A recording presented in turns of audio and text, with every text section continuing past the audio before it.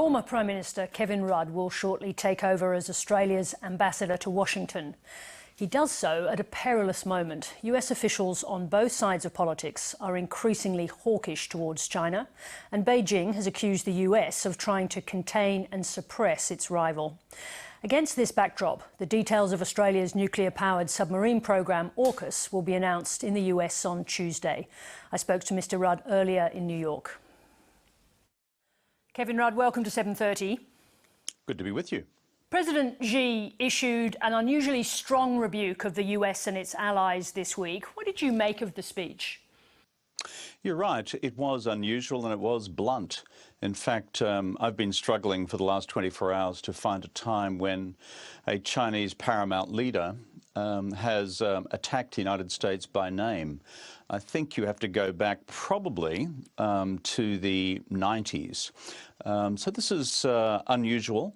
Why did he do it? In terms of his description of a strategy of containment and encirclement and pressure on China by the United States organising its allies. That's the paraphrase of what he said. I think part of the explanation lies in him explaining to a Chinese domestic audience that the difficulties they've been through over the last several years, particularly in the economy and other pressures on China's growth, have been partly brought about by this set of external pressures, because there's been a lot of pressure on the Chinese economy domestically. But it does also, Sarah, signal a hardening of China's overall strategic posture towards the United States. So, therefore, does Australia's military alliance with the US make us a target of China if this containment that President Xi referred to does turn to conflict? Well, I think the bottom line is, if you look carefully at China's own nuclear doctrine, for example, it is quite explicitly a doctrine of non-first use. And there's nothing in Australia's defence posture which in any way contemplates the use of weapons of mass destruction against the People's Republic of China. We don't have that capability, nor are those capabilities deployed in Australia. So I don't think that's valid. But given that language about the US, containment, encirclement and suppression, does the AUKUS deal, tying us as it does more closely to the US, make us more of a target? That's certainly not my judgment, and the Chinese take their own nuclear doctrine seriously. I've had multiple discussions with Chinese officials on this subject over many, many years. I think the other thing to point out, though, in terms of the broader AUKUS context is this. China itself, right now, is building the world's largest navy. There are something like 340 surface and subsurface combatants. And on top of that, some 60 or 70 or within that, I should say, 60 or 70 submarines, 12 of which I think, when I last looked, were nuclear-powered. Half of those, again, carrying ballistic missiles. Now, therefore, the strategic environment within East Asia and the West Pacific is changing because of that fact as well. And so all countries are now having to look to their national defence capabilities, whether it's Australia through AUKUS and through the prospective submarine project, or Japan, or the Republic of Korea, or others as well. Now, I mean, part of what you bring to the job that you're about to take up in Washington as ambassador is an intimate knowledge of Chinese thinking. So tell me how you think the Chinese view the AUKUS Pact. Chinese long-term doctrine, going back decades, has been one of fairly open hostility towards the retention of any alliance structures in Asia or beyond Asia, which they regard and have historically regarded as relics of the Cold War era. That is, post-91 no longer warranted. Now, we've never, under previous Australian governments, including the Hawke and Keating government back then, accepted that logic.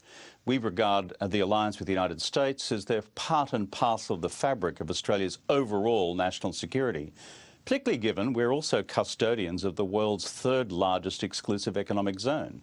For those reasons, we've been, I believe, acting in our national interest to secure our own territory, our own sovereignty for the future, whatever future threats we may face. Now, former Labor PM Paul Keating argues, as he has done for a long time, that the US is engaged in an attempt to contain China. Do you reject that analysis?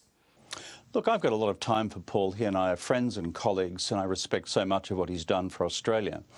But I think I would suggest that it's important for us also to analyse how the strategic environment in Asia and the Indo-Pacific, and for that matter globally, is changing because of China's own military rise. And certainly what drives, I think, Australian strategic thinking is how do we deter our friends in China from taking a premeditated military action against Taiwan, which would then be a fundamental destabilisation of the strategic status quo. How does China view recent changes in military forces and alliances in the region?